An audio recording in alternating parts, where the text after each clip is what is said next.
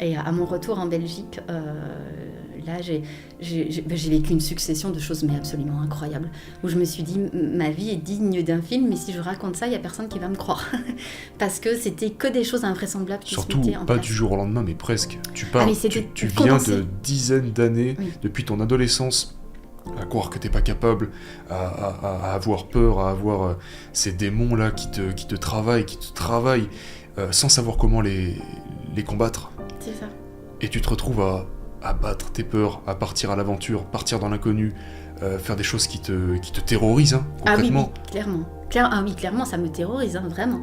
J'ai le cœur, quand je démarre, j'ai le cœur qui va exploser tellement il bat fort et je ne sais pas si je vais y arriver, je ne sais pas si je vais y arriver en vie. Oui, clairement, je suis terrorisée quand Wow. je pars. Ouais, Et qu'est-ce qui se passe après? Donc tu dis tu rentres en Belgique. Je rentre en Belgique et puis là, en fait, avec je garde des liens d'amitié puisque quand toutes les 3 semaines, je me lie d'amitié avec le directeur du théâtre et on garde de ce lien d'amitié qui finalement va après faire que va aussi changer les choses et le cours de ma vie. Et là, je rentre en Belgique et je continue de décider d'aller voir toutes ces personnes que j'ai vues sur YouTube. Et donc, ça commence... Et je prends la décision de faire un festival chamanique à Namur, à 2 heures de chez moi.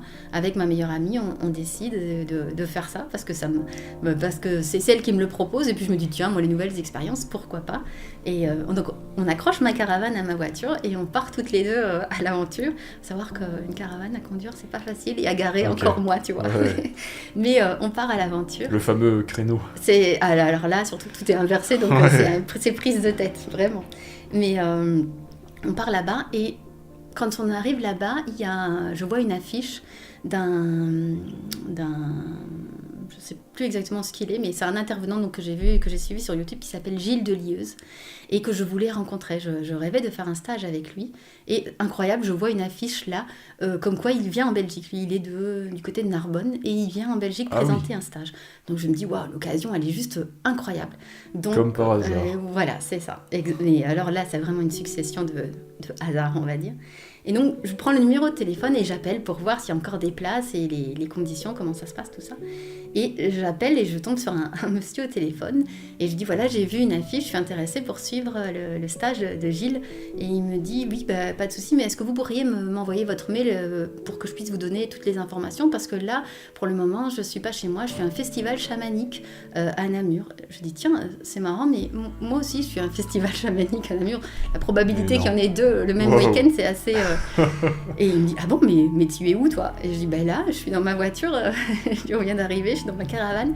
Il dit, ben moi, je suis juste à côté, il dit. Ah, mais ok. Il y a un feu là, il dit, tu vois la fumée? Ben moi, je suis là. Mais non. Et je dis, non, mais c'est juste incroyable.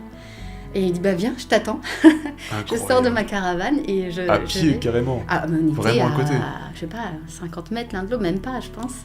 Et ce qui est marrant, c'est que quand j'arrive et que je vois qui est là en face de moi, c'était le monsieur qui m'avait ouvert le passage pour que je puisse rentrer ma caravane sur le site. Okay. Et donc je me mets à rire et je dis c'est juste incroyable. Wow. Et donc je vis un week-end assez particulier avec cet état d'esprit de me dire c'est quand même fou que au moment où je décide, la personne est là et il est là au même endroit que moi, ce qui n'est pas du tout chez moi.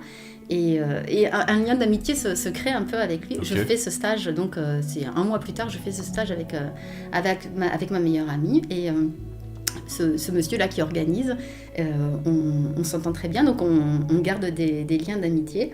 Et quelques temps plus tard, beaucoup plus tard, je ne sais plus combien de mois, 7-8 mois peut-être, ou l'année suivante, je ne sais plus, enfin bref, il refait venir de nouveau Gilles, et moi j'aime bien, j'aurais bien aimé de nouveau participer à ce stage, sauf que financièrement, j'ai pas les moyens. Et il s'avère que lui, comme il est organisateur, il part, lui, au Mexique. Il va faire un stage en forêt avec des chamans au Mexique. Et il ne pourra pas être là, il ne pourra pas organiser la venue de Gilles. Et il me dit, est-ce que tu veux bien, toi, t'en occuper et t'en charger? Et en échange, du coup, comme c'est toi qui t'occupes, toi, tu ne paieras pas le stage. Et je me dis, c'est juste waouh, parce que je veux faire ce stage, mais j'ai pas les moyens de le faire. Et du coup, la vie me l'offre. Et en plus de ça, j'ai l'occasion de passer du temps avec Gilles. Et enfin voilà, donc c'est quelqu'un qui est aussi plein d'enseignements. Et donc c'est super chouette. Et je vis un séjour aussi incroyable. Et en fait, ça n'a fait que ça, parce que tous ces intervenants que je suis allée voir, que je suivais sur Internet, et puis que je suis allée voir, à chaque fois, il s'est passé des choses comme ça. À chaque fois que tu es passé à l'action. Incroyable, oui, voilà. Il y a eu des choses, des synchronicités, des liens d'amitié, même avec certains qui se sont mis en place. Oui, il faut y aller, en fait. Faut oser. Oui, quand les choses, quand on en a vraiment envie, il ne faut pas se poser de questions, de savoir c'est bien, c'est mal, est-ce que ça va marcher ou pas. Non, il faut y aller, il faut suivre. Prends ton ticket de train, monte dans ta voiture, commence la route, tu te poseras les questions à l'arrivée. Et oui, vraiment. Ouais. Et de tout ça, j'ai fait des rencontres juste incroyables. Et j'ai vécu des expériences mais magnifiques. C'est riche d'enseignements, de rencontres, de partage. Je crois que j'aurais pas assez d'un après-midi pour. Ouais, t'aurais jamais imaginé non, jamais, mais atteindre ce je genre pensais de pas. Non, et maintenant, quotidien. quand je revois l'Aurélie étriquée que j'étais avec cette conception de la vie que j'avais, je me dis, mais comment j'ai pu. Comment j'ai pu être là-dedans et merci la vie de m'avoir ouvert à autre chose.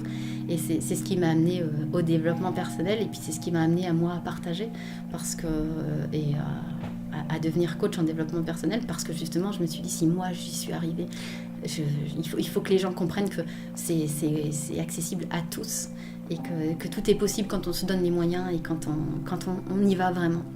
Et donc ça a été les réponses que tu cherchais quand tu t'es plongé dans le développement personnel, que tu as acquéri que tu t'es renseigné par curiosité, tu as touché à tout, tu as lu tous les livres, toutes les vidéos, les formations, les trucs comme ça, et que tu t'es posé cette question, mais en fait, qu'est-ce que j'en fais de ce savoir ? Exactement. Ça a été la première étape, donc, si j'ai bien compris, d'aller à des séminaires, d'aller sur place, de rencontrer des gens, de passer à l'action.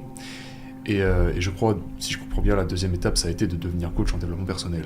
Tout à fait, mais c'était parce que, en fait, donc ces intervenants que j'allais voir, je me disais, moi j'ai la chance, je le fais, mais tout le monde n'a pas forcément cette possibilité-là où tout le monde n'ose pas vraiment, donc je me dis, et si moi j'essayais de les faire venir en Belgique et de les rendre accessibles à d'autres aussi pour qu'ils puissent, que d'autres personnes puissent aussi bénéficier de ça.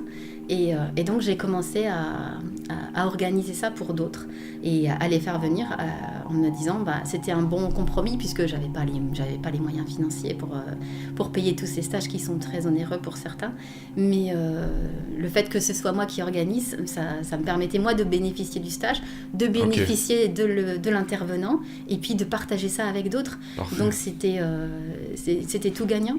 Donc j'ai commencé à organiser ça et puis à la longue d'organiser, ils ont commencé à me dire c'est bien ce que tu fais, c'est bien d'organiser pour les autres, mais si tu le faisais toi, pour Incroyable. toi, et si c'était toi qui enseignais parce que on pense que tu as les capacités et que tu as suffisamment de connaissances pour pouvoir toi aussi transmettre à ta façon à toi, parce que toi en plus tu as le vécu, tu as l'expérience et tu pourrais partager ça à d'autres et inspirer d'autres personnes. C'est là que tu te rends compte que toutes ces années de galère, c'est des outils que tu as à disposition. C'est un moyen d'apporter des réponses à des personnes qui ne les ont pas encore trouvées et leur faire gagner du temps. Oui, aujourd'hui, je ne peux que dire merci à la vie, que dire merci à mes parents et à toutes ces choses compliquées que j'ai vécues. Parce que si j'avais pas connu ces douleurs et ces choses difficiles qui ont été vraiment très très lourdes, j'aurais pas eu ce courage et cette force et cette détermination que j'ai aujourd'hui. Et je me rends compte avec le recul que tout ça, en fait, ce ne sont que des enseignements.